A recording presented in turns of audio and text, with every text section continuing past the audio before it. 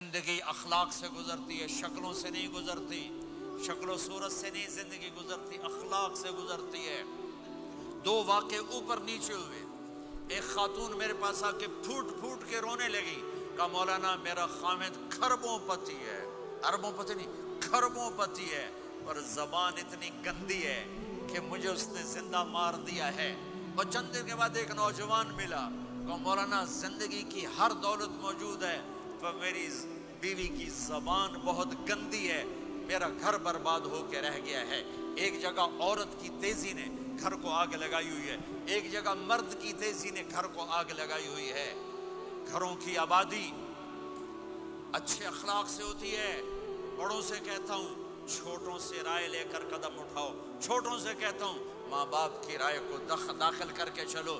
اگر دونوں میں اختلاف ہوتا ہے تو پھر ماں باپ سے کہتا ہوں اپنے بچوں کی رائے کو ترجیح دو، زندگی انہوں نے گزارنی ہے۔ یہ میرے نبی کی ایک پاکیزہ خوبصورت زندگی ہے۔ آپ ایک معاشرے میں رہتے ہیں، آپس میں لڑائیاں بھی ہوں گی، جھگڑے بھی ہوں گے، اور بہت سے ایسے ہوں گے عورت عورت سے نہیں بولتی، مرد مرد سے نہیں بولتا۔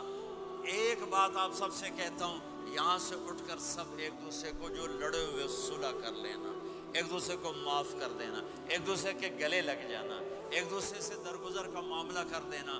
اور خامد اور بیوی اگر لڑے ہوئے ہوں تو ان کی صلح اتنی طاقتور چیز ہے کہ ان کے صلح کرتے اللہ ان کے پچھلے سارے گناہ معاف کر دیتے۔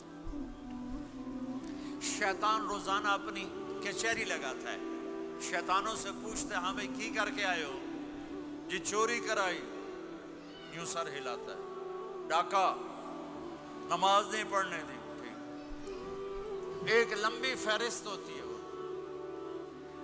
ایک لنگڑا شیطان کالا جا پچھو کھلو کے آندا ہے، استاد جی میاں بیوی نے لڑایا، کا پتر شاباش تو اگاں آ جا آ جا آ جا آ جا آ جا، اس کو گلے لگاتا ہے، اس کو پاس بٹھائے، اور کمبخت تو یہ ہے اصل کام۔ خامد اور بیوی کی لڑائی نسلیں برباد ہو جاتی ہیں، نسلیں۔ ہر کلاس میں ٹاپ کرنے والے لڑکے نے 2 دفعہ خودکشی کی کوشش کی، ماں باپ کی لڑائی، ماں باپ کی لڑائی۔ تو میرے بھائیوں اپنے نبی والے اخلاق کے ساتھ زندگی گزارنا سیکھو، سچ بولو، یہ آپ کا دیس ہے، اس کو ٹیکس پورا دو، اس کے ساتھ دھوکہ نہ کرو، اس کے ساتھ فراڈ نہ کرو، اس کے ساتھ 2 نمبری نہ کرو، دیانتداری کی زندگی گزارو، سچائی کی زندگی۔ یہاں مختلف مذاہب کے لوگ رہتے ہیں، سب کو عزت دو، سب کو احترام دو، سب کی قدر کرو۔ کون اللہ کے ہاں سہاگن ہے یہ تو موت کے بعد پتہ چلے گا، لیکن تمام کو احترام دو، تمام کو عزت دو۔ ایک غیر مسلم کا جنازہ گزرا، میرے نبی کھڑے ہو، غیر مسلم کا میرے نبی کھڑے، کہا یا رسول اللہ یہ مسلمان نہیں، آپ نے کہا انسان تو ہے، انسان تو ہے، آپ اس کے احترام میں کھڑے ہو گئے۔ تو بھائیو تمام اہل مذاہب کو عزت دو، احترام دو، تو انشاءاللہ یہ چھوٹا سا معاشرہ ایک خوبصورت جنت کا منظر بن جائے گا۔